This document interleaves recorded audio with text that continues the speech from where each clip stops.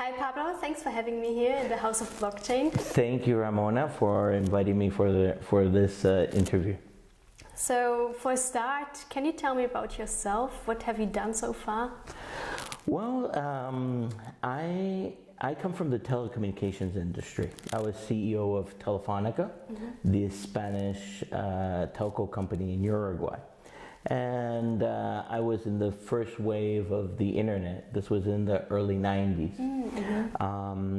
And then after telecommunications, I went into M&A, mergers and acquisitions, and in different parts of Latin America, in Uruguay, Argentina, and Peru. In Peru, I worked with Nestle for 5 years. We had a company that was Ficus Capital Pero, and we helped them with different M&A projects and big data. Then I moved on to Germany, and that's where in 2014 I entered the Bitcoin and the blockchain space. So quite early on. Yes, in 2014. Since I had passed already with the internet revolution, immediately I saw the potential of this. And how I got to Liechtenstein, I was invited to participate in a project, an ICO project that was looking for jurisdictions. And it was my responsibility to look for jurisdictions.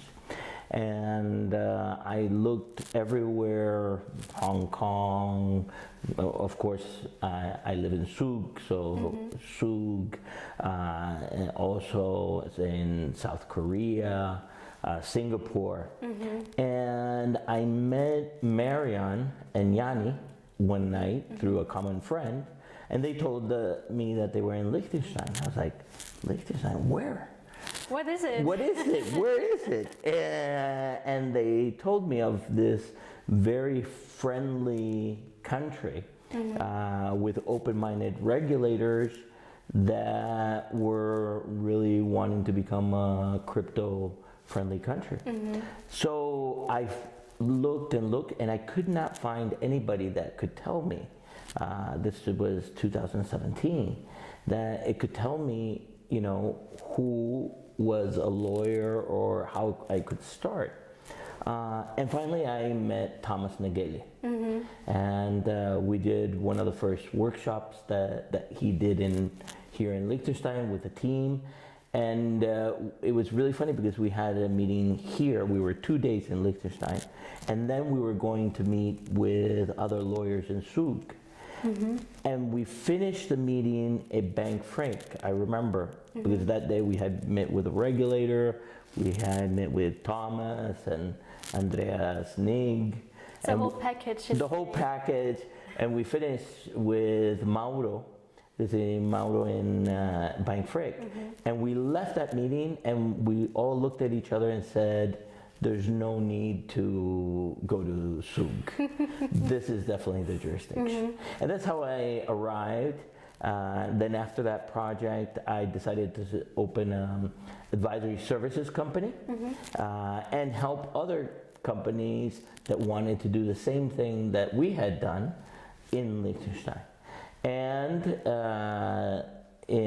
this year, we received the authorization to launch our own exchange. So we were launching Light47 exchange, which is a different type of exchange. We are a corporate exchange. We only work with companies and businesses. We're not an exchange like most of the exchanges that deal with individuals. So we're really focused on helping companies and corporations that want to get into this new blockchain, STOs, and to help them and guide them through that process. So again, that's basically what we're focusing on.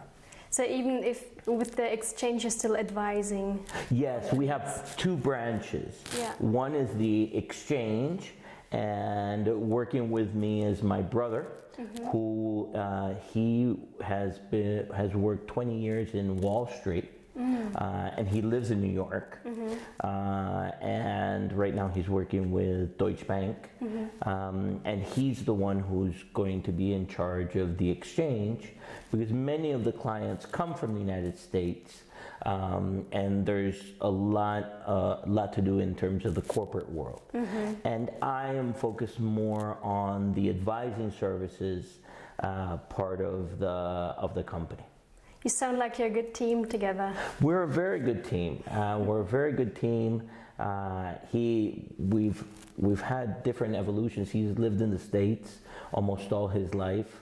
I've lived a little bit all over Latin America, Europe, also in the United States. And I think what's very interesting is that he brings in the Wall Street aspect of this, and 20 years of experience on Wall Street. And I bring the corporate experience and the company.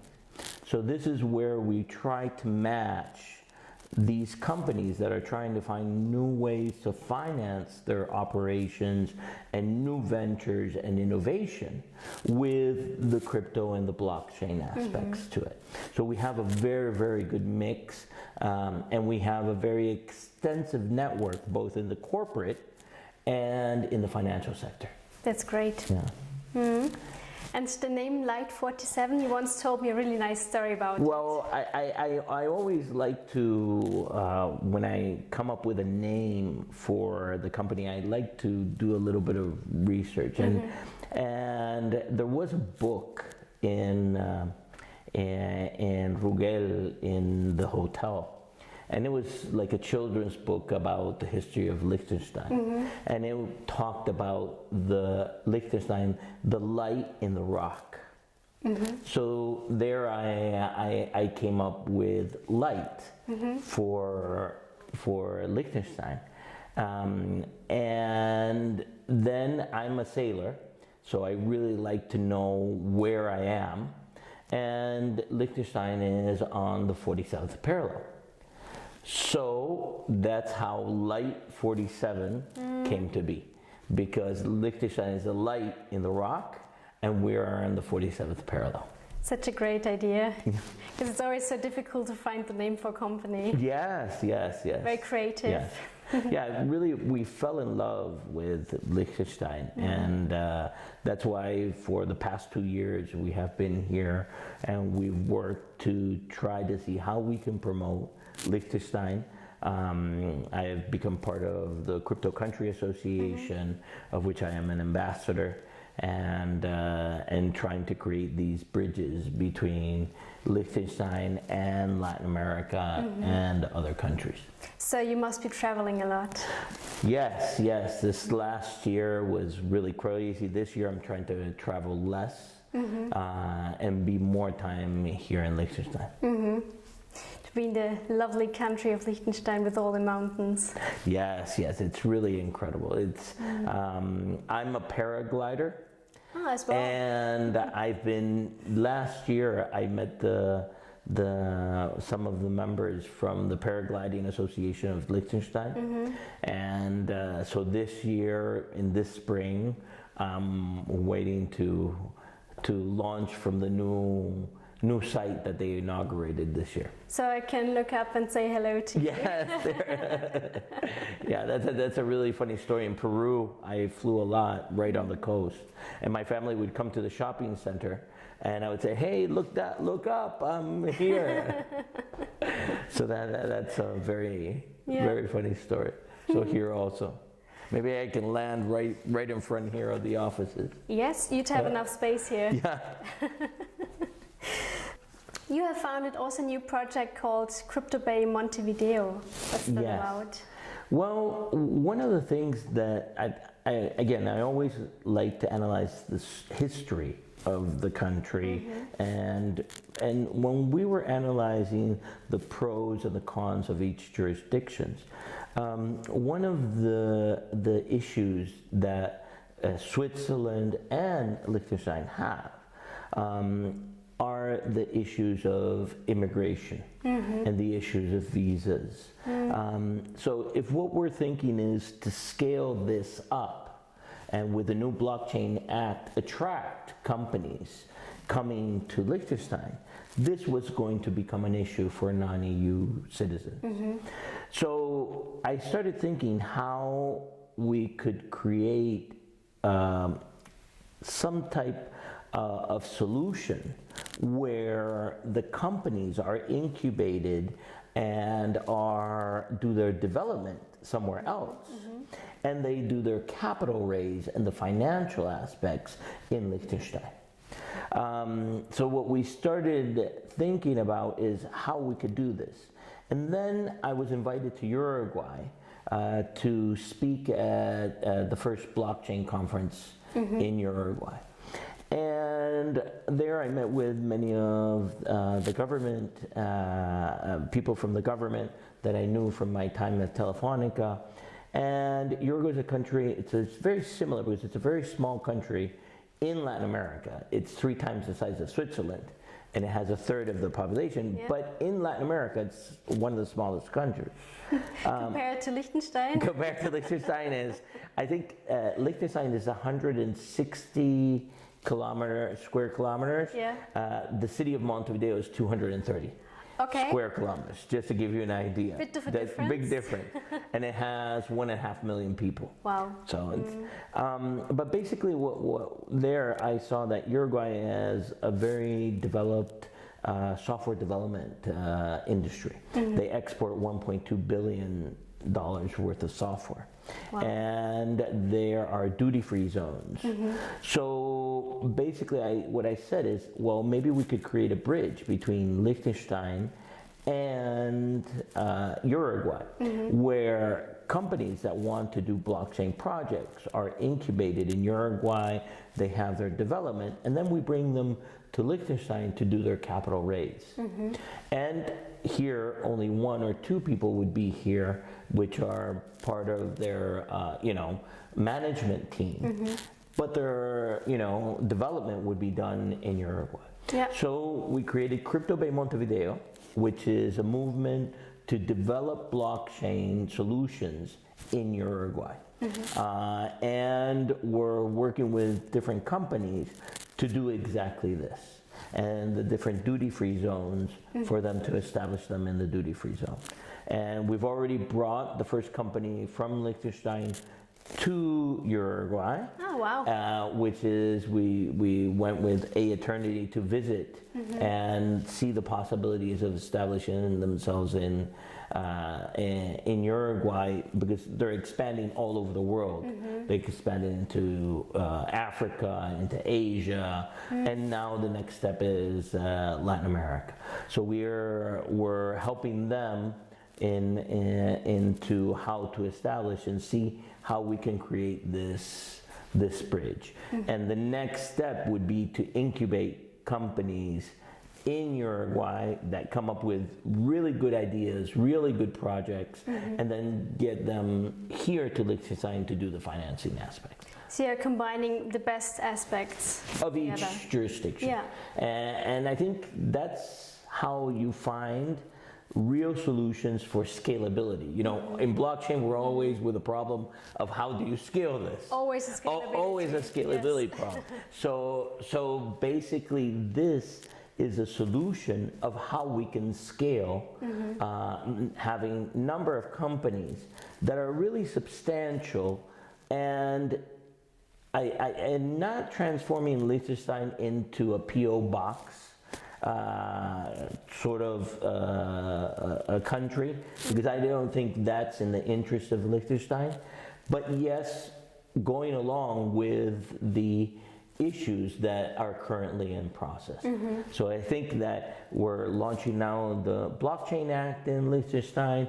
There's creating the framework for companies to be able to establish themselves here.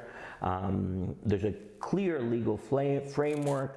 I think it's, and I say it all over the world, it's one of the most advanced legislations, forward-thinking, that I think the European Union should adopt from what Liechtenstein, the way Liechtenstein is approaching this. Yeah. Well, there have been some talks about that, right? Yes, yes, and I think it makes a lot of sense because really, I think what has come up with the Blockchain Act is the next evolution into a token economy. And that's where we need to help companies understand how to adapt into the token economy. The legal framework, but also the business aspects of how they do business. And I think that there is going to be a lot of work for companies in Liechtenstein to help these companies do the transition. Yeah. You're also working with schools? Yes. I mean, what we've done is, first aspects is education. So we're working with 2 universities. One university that's focused in Montevideo, and the other is a public university that works with all the interior of Uruguay. It's UTEC and ORT universities, especially to develop content in Spanish. So we've come with agreements with them. We do our meetups with them. We're going to also see if we can train some of their professors to start dictating blockchain courses. So the idea is you need to develop the whole ecosystem. Yeah. And the whole ecosystem is education, business, and developers. So you need to find developers that are creative, that that understand the blockchain technology. So what we've done is started also working with the government I went and I spoke with the president of the Central Bank of Uruguay that I knew him from. He was my regulator when I was in Telefonica. And I spoke to him and he says, listen, we're not very interested in developing the crypto aspects, but we are very interested in the government in developing blockchain solutions. Okay.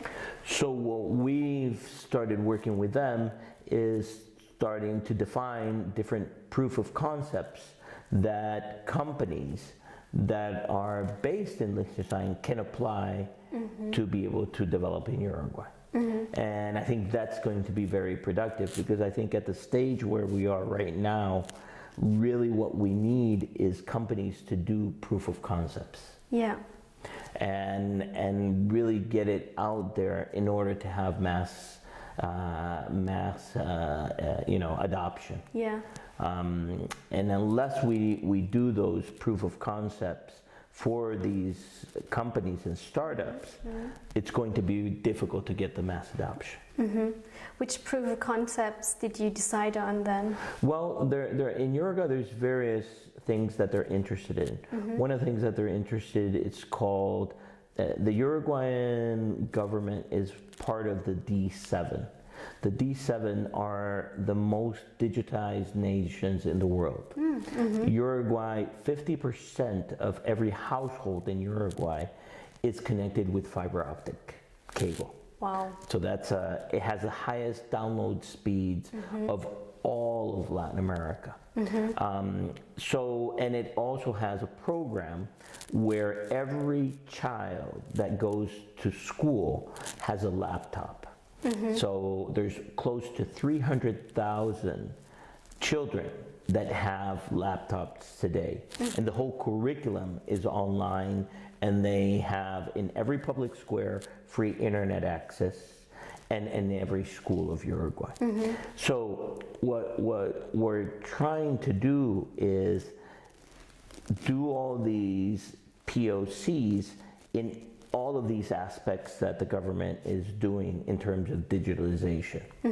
So one of them is, for example, Uruguay has digitized the whole meat production from when the calf is born until it's slaughtered. Yeah, in the butcher house. chain. So the whole chain is already digitized. They have, and the cow has a, I don't know how you call it, a tag. Yeah. And that tag is registered in each step of its life. Every time a veterinarian has to go and give an injection, they have to register what tag they gave what injection. So that assures that the meat is free of hormones, and you know, it's really free range meat. So they're very interested is all that production is great until it gets to the slaughterhouse. But the problem is that then that cow becomes n number of different pieces of meat, and there you lose the traceability. So blockchain can be used to fulfill the traceability down to when you go to the supermarket and you buy, and you can scan and understand the whole process, everything that this piece of meat has, you know, received during its whole life. Can you even see a picture of the cow? Well, I don't know if you want to, but you could. Yeah. You could. And there's been examples like this. Carrefour has been doing it in Spain with free-range chickens and things like that. And that's just one of them. They're also interested in the relationship between the citizen and the government. And what they have now is called the digital file. So when you apply for a driver's license or you apply for something in the government, a digital file is created that then is shared by all the offices of the government. They want to do the traceability of that digital file as it goes through all the government offices. So you as a citizen can see who approved each part of the process of what you're doing. So it's more transparent. Exactly, to add transparency. So that's another part that they're really interested in working with. They're also interested, we went to visit the Plan Ceibal, this one computer per child, and they're very interested in digitizing the whole certificates and the diplomas. So that becomes part of the diploma for a person, and it's verified by the university on the blockchain. So, you know, you don't only say that you've received a degree, but you can verify that you've received that degree. So no scams are possible anymore. Exactly. So that's another aspect in terms of the POC. And they were very open, and we found something that was very interesting is they actually have a blockchain roadmap that they've created where they are technology agnostic, and they help the other government offices how to implement these solutions, especially for transparency and for online solutions for citizens. It's always good to hear from some use cases, so actual projects, because it's always so theoretical and no one knows how to use it, but that's great. And I think this year, 2019, you're going to start hearing of more and more companies that are starting to do their POCs. I think that by the end of the year, we're gonna start getting probably some of the, you know, we don't have the 100 million people using a blockchain yet. We're not at that stage. But I think at the end of this year, you're probably going to see larger and larger applications of blockchain. Yeah, we've covered a few of them already in the blog, but it's always good to hear about more projects. Yeah, and it's, the interesting thing is it's expanding geographies. Æternity is working on a project in Africa with insurance for motorcyclists. So it's the basic health, so they will cover you when you go to the emergency room. Okay, which is the most critical point when somebody has an accident on a motorcycle. And they're doing, I believe it's in Kenya that they're doing this this project. And again, it's all blockchain based. So I think that you're starting to see these different applications that are going to scale in the next couple of years, and more companies are going to say, oh wow, we're also interested in doing this. And I think that's what's going to restart a little bit the funding machine and the STO machine, and you know, which in this last year has come to sort of a halt. Yes. Yeah, after the first few stones are rolling, then everyone wants to jump in. Exactly. Yeah. Exactly. And I think if more companies are dealing with blockchain, then more people will say, that's actually how you use it. Maybe I should like deal with the blockchain as well. Exactly. Get some cryptocurrencies or... Yeah, right now we're helping a company in Latin America, which is one of the largest retailers of Latin America, that they are wanting to use blockchain for their incentive programs for their customers. And that's normally how they get in, because it's not mission critical. They can sort of see the results that are coming out of there, and I think that's very, very interesting. So are you also planning on making Liechtenstein crypto fit? Well, yes, that's one of the things that I'm very interested in, doing real world applications in Liechtenstein as an example. And I think that it's a very, very easy place to do it. First of all, because it has the right motivation, and second, because of its size. Yeah. We could literally have every Liechtensteinian citizen have and use crypto for different aspects of their government interactions. There's digital identity, there's a lot. So I think that in this year, we're going to start proposing different types of solutions maybe that can be applied in Liechtenstein. And I think that, if you talk the talk, you also have to walk the walk. Yes, exactly. And also it's, I think, really easy to get the numbers, right? So 50% of restaurants are being able to be paid with Bitcoin. That's quite easy to achieve here, and not like in other countries where there's so much more people. Exactly. Yeah. One of the projects that I did in Uruguay, I launched the first mobile payment company in Latin America, and that was in 2004, 2005. Before we even had at that point we had 10% of smart cell phones. The rest were regular phones. Yeah. And we launched that there. So I think that there's many ideas in the pipeline to be able to use here in Liechtenstein as real solutions.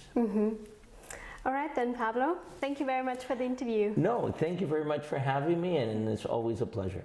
Thank you. Bye-bye. Thank you.